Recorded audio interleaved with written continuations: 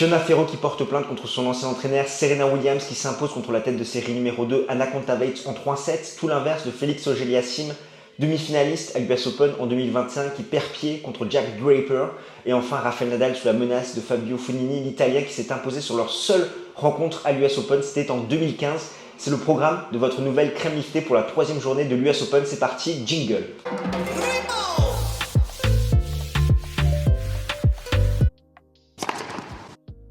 On commence tout de suite avec quelque chose de pas très gai. Franchement, Fiona Ferro qui porte plainte contre son ancien entraîneur Pierre Bouter pour viol et agression sexuelle dans les années 2012 à 2015 où elle était âgée de 15 à 18 ans.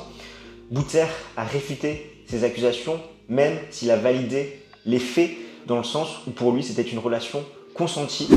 En tout cas, c'est une nouvelle très grave par rapport aux faits qui sont évoqués. On ne peut qu'apporter le soutien à Fiona Ferro, comme ça a été le cas de plusieurs joueurs français, d'oser parler de cette situation parce que c'est vraiment très grave ce qu'a fait l'ancien entraîneur de Fiona Ferro.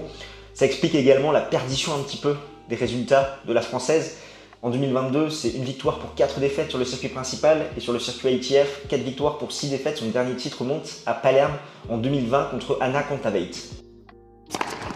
Et justement, la transition est toute trouvée sur là, une bonne nouvelle, pour le coup, la victoire de Serena Williams en 3-7 contre Anna Kontaveit, la tête de série numéro 2 de l'US Open, 7-6, 2-6, 6-2, où à plus de 41 ans, l'américaine est toujours capable de surprises, épater devant son public. Il fallait voir l'atmosphère, l'ambiance qu'il y avait, ça ne devait pas être facile pour Kontaveit. On l'a vu subir un petit peu la pression, se crisper.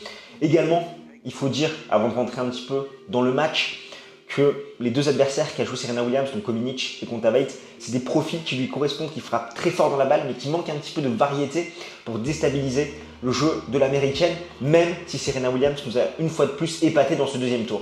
Parce que oui, Kontaveit a été vraiment en mesure de jouer son meilleur tennis seulement dans le deuxième set, et dans le premier et surtout dans le troisième set, elle passe un petit peu à côté avec cette foule qui était à fond derrière Serena Williams. Elle a été portée par ce public, par cette ferveur. On sait que potentiellement c'est son dernier tournoi à New York et du coup elle continue son rêve à déployer un super tennis par rapport à ses précédentes sorties.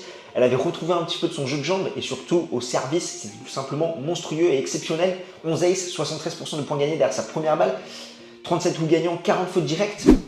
Et c'est vraiment dans le second set que Kontaveit a élevé son niveau de jeu, seulement 3 petites fautes directes.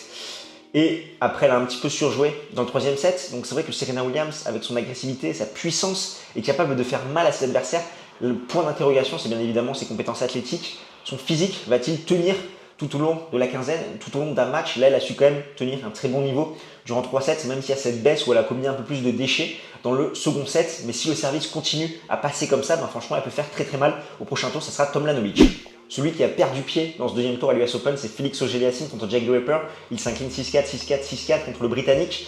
Pour rappel, en 2020 et 2021, à chaque fois, il avait passé la première semaine, s'inclinant seulement contre le futur lauréat Dominic Thiem en 2020 et Daniil Medvedev en 2021, où il était arrivé jusqu'en demi-finale. Et là, on savait que c'était un match piège pour le Canadien et finalement, il n'a pas existé avec le jeu de gaucher de Jack Draper. Son service de gaucher qui fait sortir Auger-Aliassime, qui expose ses lacunes côté revers, également la diagonale avec son coup droit, qui a fait vraiment déjouer le Canadien, qui a été beaucoup trop rapidement la faute, qui a été incapable de tourner autour de son coup droit pour faire le jeu, qui a subi tout au long de la rencontre l'agressivité de son adversaire, qui ne l'a pas laissé une fois respirer. On sait que Jack Draper n'a pas été breaké une seule fois de la rencontre, il a sauvé seulement 3 petites balles de break. Auger-Aliassime, lui, c'est 7 sur 10, il en a sauvé 7 sur 10 et son adversaire l'a breaké 3 fois, une fois dans chaque set pour faire 6-4, 6-4, 6-4. Au niveau des stats, malgré seulement 50% de première balle du côté du Britannique, ce qui montre que tout n'a pas été parfait, c'est quand même 84% de réussite derrière sa première balle. 27 coups gagnants, 41 fautes directes pour Auger-Aliassime. Je te dis qu'il a bien arrosé après sa déconvenue contre Maxime Cressy à Wimbledon. Une nouvelle déconvenue pour lui alors qu'il avait plutôt bien commencé en Grand Chelem. Et ce match où il a balle de match contre Daniil Medvedev à l'Open d'Australie et surtout ce 5-7 contre Rafael Nadal à Roland Garros. On noterait les victoires convaincantes de Daniil Medvedev qui jouera au prochain tour, le chinois qui s'était imposé contre Basilashvili et qui devenait ainsi le premier joueur chinois depuis belle lurette à gagner un match en Grand Chelem. Il est sur une série de 15 victoires consécutives. Également Kyrgios qui s'impose en 4-7, Murray, Moutet, Ruud également qui a lâché un set et Grenier qui a donné du fil à retordre à Berrettini et ainsi la victoire également de Caroline Garcia qui fait toujours plaisir à voir jouer dans ce tournoi. Si le contenu te plaît, ici sur Games Talk, on aide les passionnés de tennis comme toi à décrypter l'actualité de la petite balle jaune. Alors si c'est quelque chose qui t'intéresse, n'hésitez pas à smasher le bouton pour t'abonner. On passe tout de suite au dessert et le match entre Nadal et Fabio Fognini. Avant tout, laisse-moi te parler de notre partenaire Betclic. Si tu n'as pas de compte chez eux, tu peux utiliser le code de bienvenue GST en majuscule lorsque tu t'inscris et tu profites d'une offre de bienvenue où ton premier pari, s'il est perdant, est remboursé à hauteur de 100 € en free bet, d'autant plus que tu as accès à l'ensemble des matchs de l'US Open sur Betclic TV. Concernant ce match, Nadal mène 13-4 dans les confrontations, 7-1 sur dur contre l'Italien, mais la seule victoire de Fabio Fognini sur dur, c'était ici même à l'US Open en 2015, alors que Nadal menait 2-7-0. Il s'est fait remonter dans une ambiance de folie où l'Italien avait joué le feu. C'est d'ailleurs la première défaite de Nadal en Grand Chelem alors qu'il menait 2-7-0. Au niveau des premiers tours, on a Fognini qui s'est imposé en 5-7 contre Karatsev et Nadal qui s'est imposé en 4-7 contre Ishikata. C'est vrai que par le passé, Fognini est un joueur qui a posé énormément de problèmes à Nadal de par ses compétences athlétiques, sa couverture de terrain, le fait qu'il ait cette prise de balle précoce, qu'il a un très bon timing, qui prive de temps Rafael Nadal, même s'il n'a pas énormément de puissance. Avec son timing du fond du court, il arrive vraiment à faire déjouer l'Ibérique. La balle revient très vite, il n'a pas le temps de s'organiser, il se procure des balles courtes et derrière, l'Italien peut rentrer sur le terrain et agresser Rafael Nadal. Après, depuis quelques temps, ce n'est plus le même Fabio Fognini. Il commence à se faire vieux, il a fait plusieurs sorties de route malgré quelques belles performances comme cette victoire en 5-7 au premier tour contre Karatsev, mais il peut avoir quelques éliminations par-ci par-là. Nadal revient de blessure, donc on l'a vu. Il est assez précautionné par rapport à ses abdominaux, où il a tenté un nouveau geste au service avec un lancer moins haut, où il essaie aussi d'avoir une flexion moins importante, ce qui fait que sur ses 13 derniers matchs, il était à plus de 60% de première balle, et contre Coric, contre Ishikata, il était à moins de 60% de première balle, même s'il a fait 9 aces. Contre l'Australien, on le sent ne pas vouloir se donner totalement à fond, pour le moment il n'en a pas besoin, il l'a dit lui-même, il essaie de monter petit à petit en puissance. Il a pu se tester contre Ishikata. Ça a été quand même un bon match contre un jeune qui n'a rien lâché.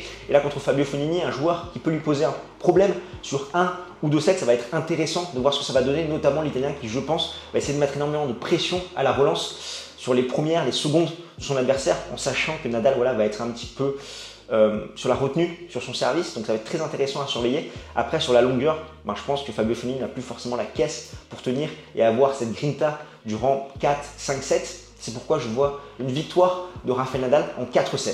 Et toi, qu'est-ce que tu en penses? Je te propose qu'on débatte ensemble dans les commentaires. Nous, on se retrouve ce vendredi pour un contenu double, une crème liftée, également un live avec Greg à 19h. D'ici là, porte bien. Ciao, ciao tout le monde.